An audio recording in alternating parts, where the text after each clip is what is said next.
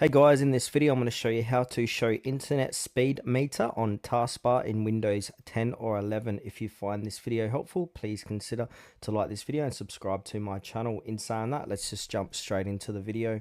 Alright, so what we want to do is click on the search, and then from here type in Task Manager. Here it is here. And now once you're inside Task Manager, we need to click on the Performance tab. So it's one of these on the left. Here it is here.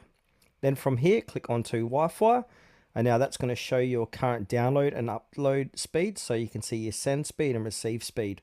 But we want to put this in the taskbar. So in order to do this, we need to head over to Microsoft Store. So click on search, Microsoft Store. Here it is here. So go ahead and open up Microsoft Store.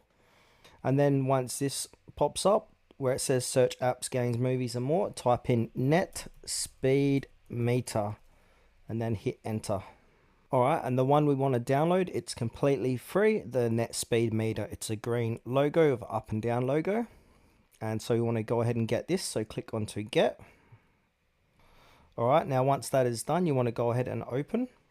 Now as you can see, it is on the top right hand corner, that's where it appeared on mine. You can move it around if you like. So now this is displaying the real-time upload speed and download speed. So you can put it in the taskbar like that.